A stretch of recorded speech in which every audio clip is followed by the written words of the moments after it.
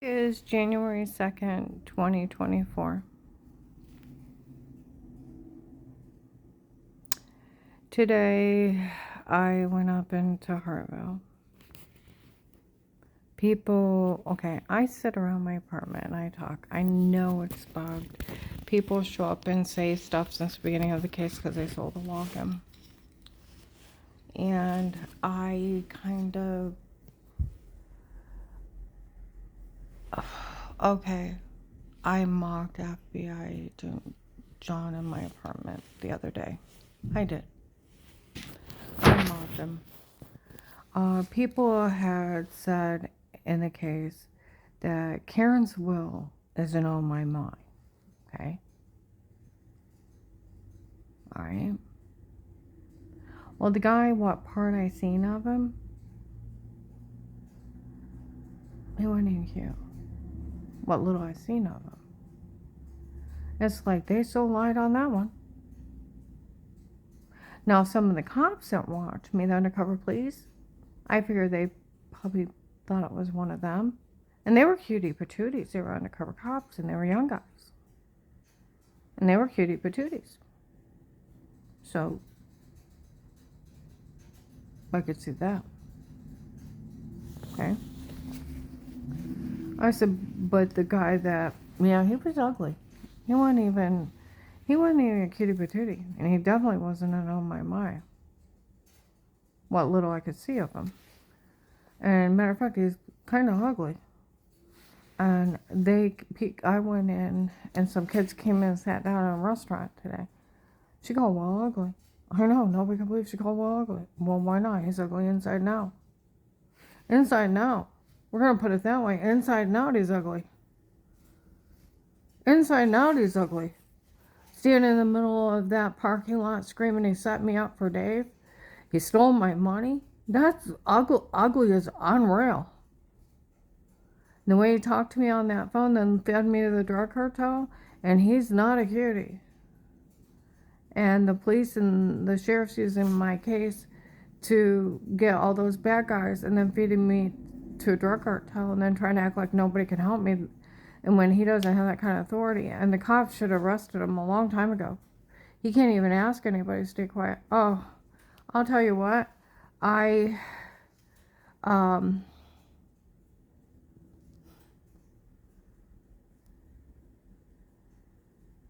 went to Rite Aid, a Middle Branch in North Canton. As I was looking around, women walk in. Now, about a month ago, a little over a month ago, some of the drug cartel was around me. They came up and said, we at least got Dave out of it. Okay? You make sure nobody ever sees him ever again. And then we're the leap. A lot of them left. Okay? That's, and I didn't really say a lot.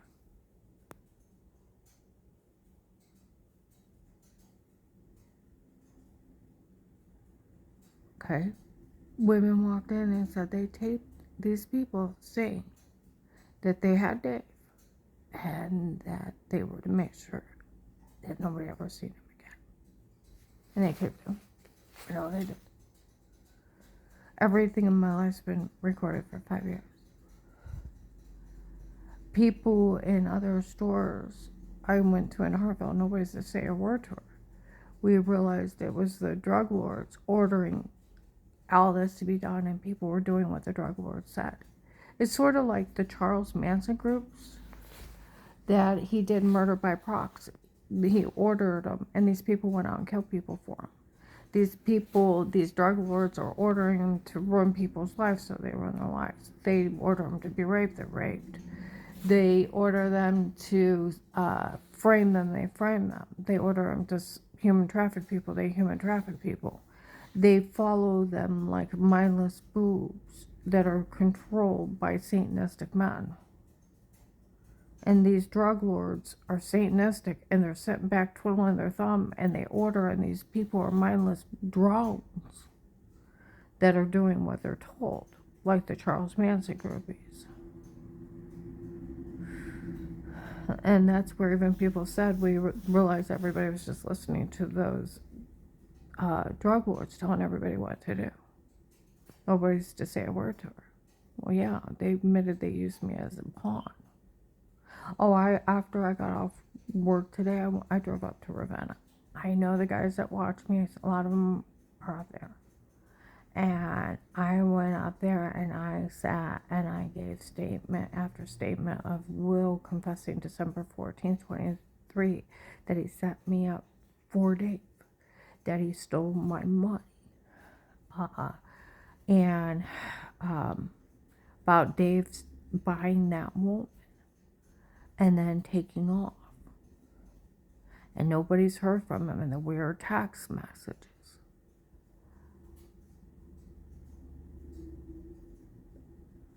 And everything that's been happening this last month. And I said, I'll tell you what, he didn't care a thing about, and I'm going to tell everybody this, he didn't care a thing about that girl. If he even respected her, he wouldn't have bought her. It's illegal to even buy somebody in Japan. It's human trafficking, and if the Japan government would find out and they were there, they would put him in jail there.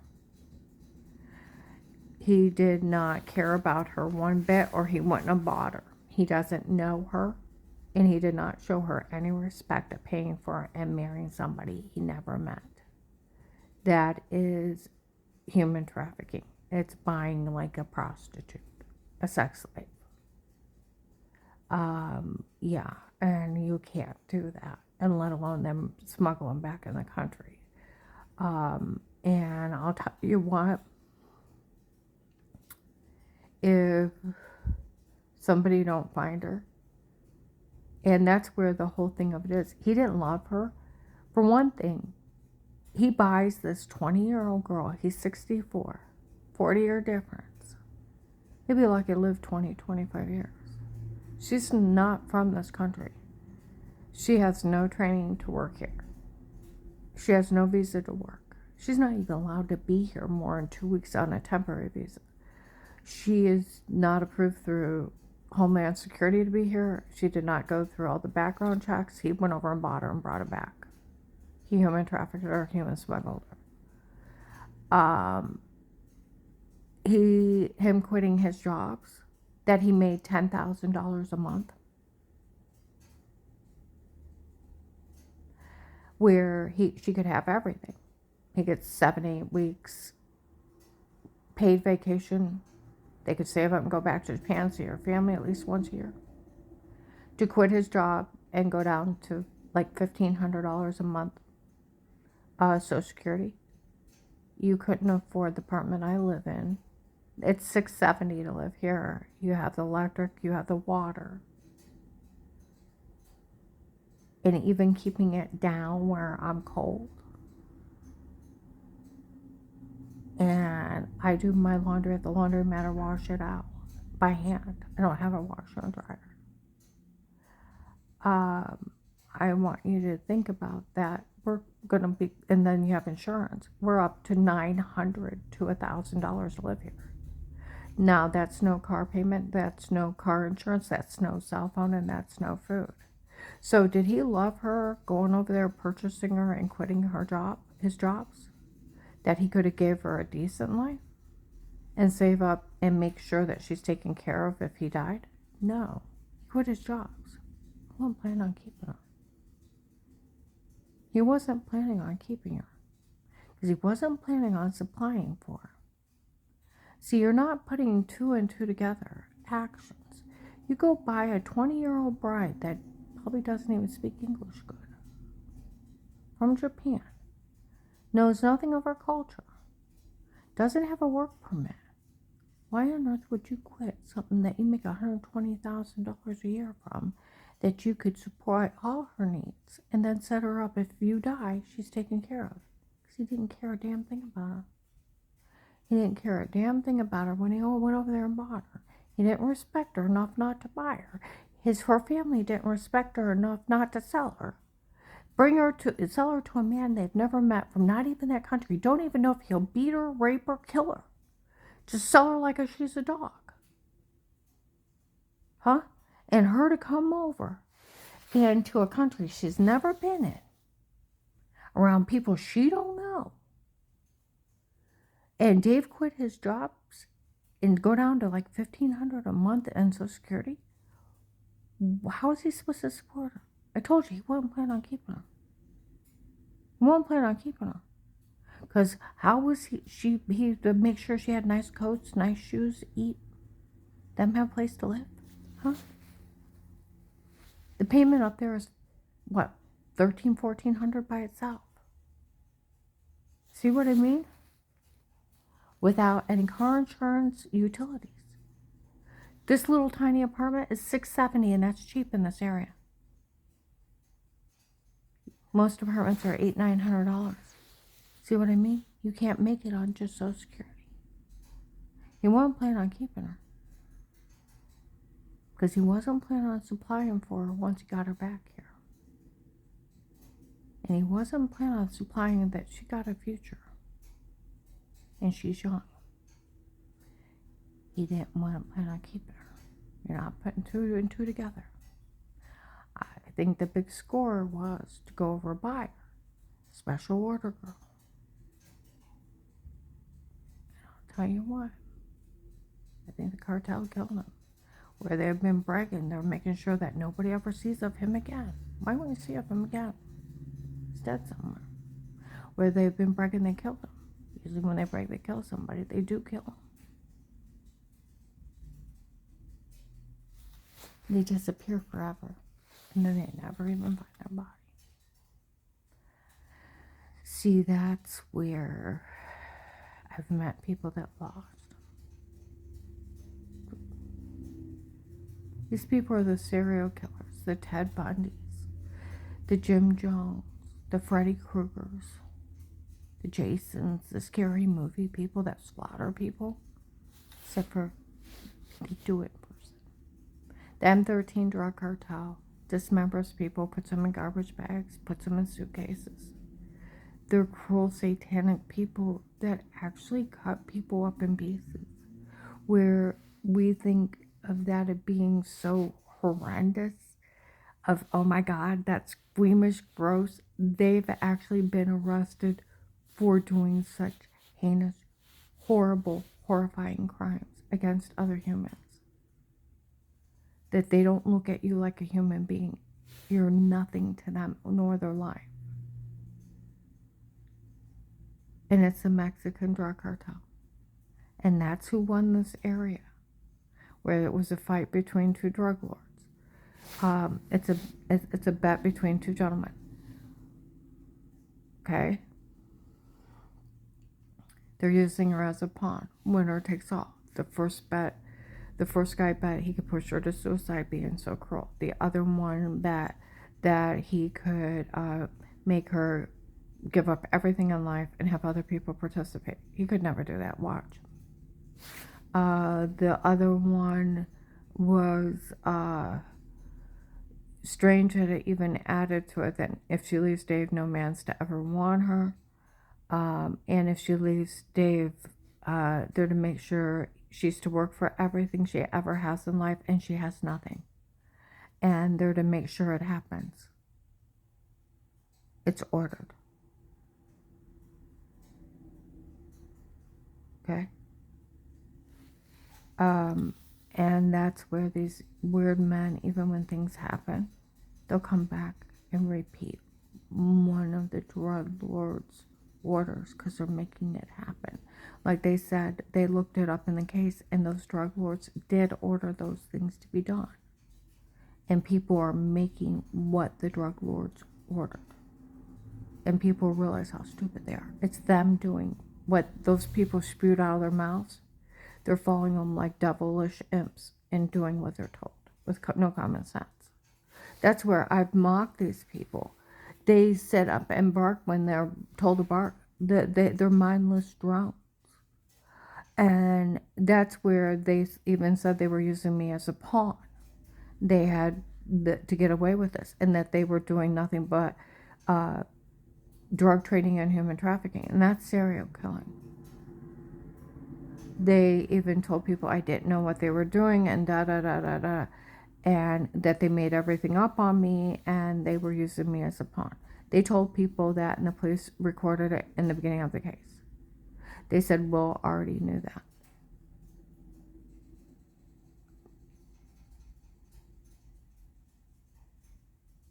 They told the cops in Ravenna and in Walmart 62.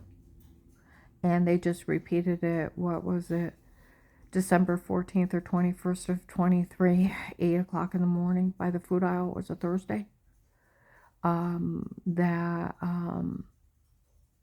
It was a bet between the two drug lords that they made everything up on me. They were using me a pawn so nobody would tell on them for drug trading and human trafficking, and having everybody go after me, and so that they get away with drug trading and human trafficking. And they're not even mad at me because I didn't know what they were doing. And they announced in Walmart that day that they came back and killed Dave because their men went to jail. And I'm telling you, within the last 2 months they were around me, and they did tape them that they took Dave, and they made sure that no one had ever seen of him again. And at least they got Dave out of this.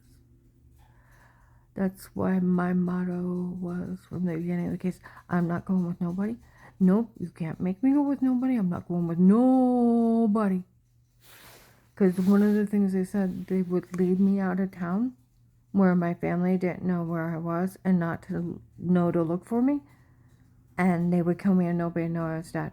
Nope, not going. These people are serial killers that play with people. No, absolutely no. I'm gonna upload this. One of the things that I've watched, even the sheriffs talk about the Mexican drug cartel and the Florida group down there. They have over 100 people watching, like 15 people, and they stop law enforcement from helping them. They pay people off so that they don't help them, and then they block others so that they will not go to other law enforcement, and they don't trust them to get them help, and they're stuck being held captive in public, basically. And they can't get away from their captors because they can't get someone to help them because they block them. That's what they're doing here. It's a Florida drug cartel. Everybody go online, turn them in, everything you know about them. This is they're going to be the ones, the M13, the Mexican drug cartel filtering the drugs into Ohio. They're the ones that want it from the fentanyl king. For we all work for the king from Texas. We are his men. He's a drug lord. He was a fentanyl king.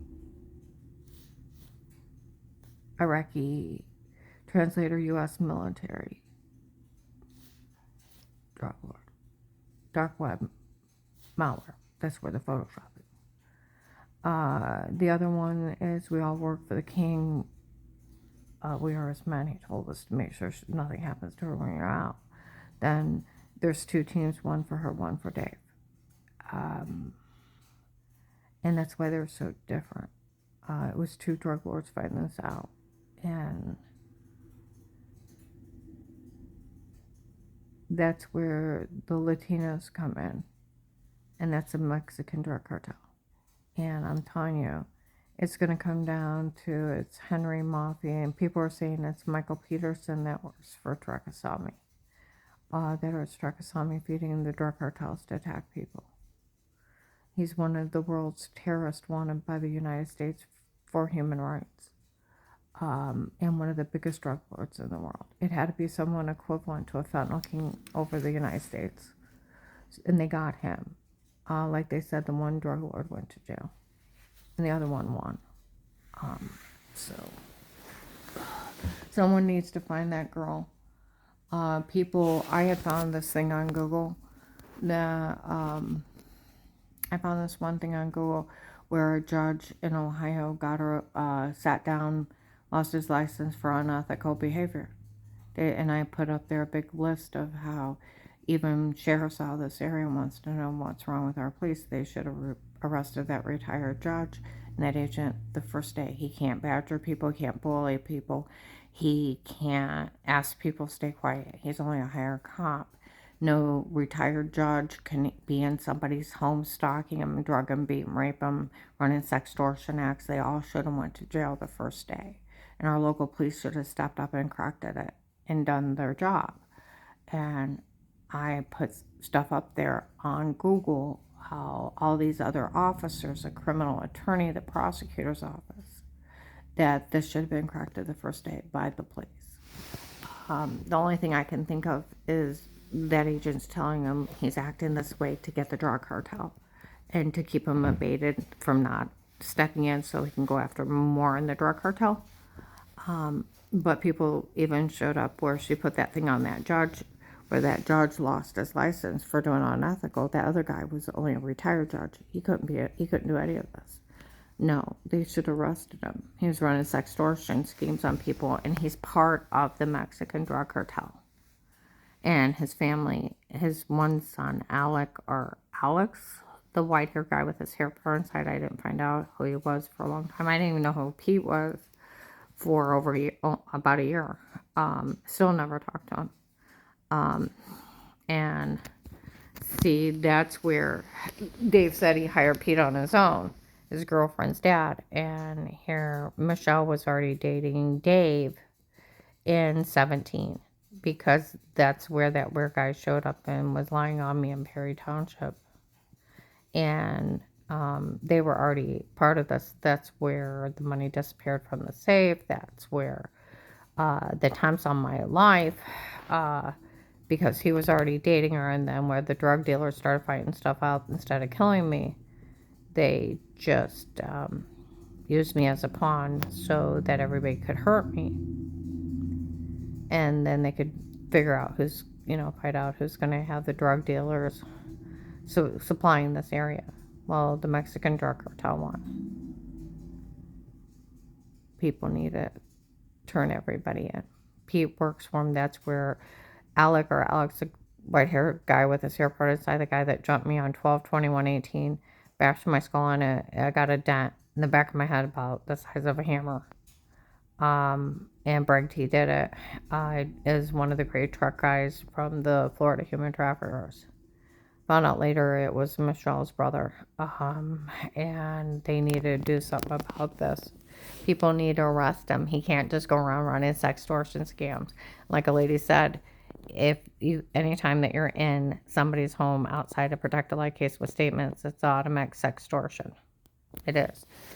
And you photoshopping shower scenes and roofie confessions, so you're sleepwalking. He should have went to jail the rest of his life. You can't be hired to be a stalker. You can't be hired to sex traffic videos of people photoshopping and run a sextortion scheme and drug them, beat them, rape them, and then drug them up with roofies and tell them to say something stupid and Photoshop washing. That's just asinine. And they should have put him in jail the first day for his vile crimes. And Dave hiring him. Like they said, even investigators, what was that guy thinking? They can't do any of it. And he is to be arrested the first day. Him and Dave both. See, I'm going to go ahead and upload this. But somebody needs to look for Dave and that girl. Because how did they get to the airport? Where they were supposed to flee to the airport. They left the vehicles at the house. See, that's where I don't believe they're with us. And Dave had no plan on keeping her, or he wouldn't have quit his jobs. See, he wasn't planning on supplying for the rest of her life and setting her up to have money when he died. He didn't care enough for her. He wasn't planning on keeping her, because he wasn't planning on supplying for her. See what I mean? And somebody needs to find that girl.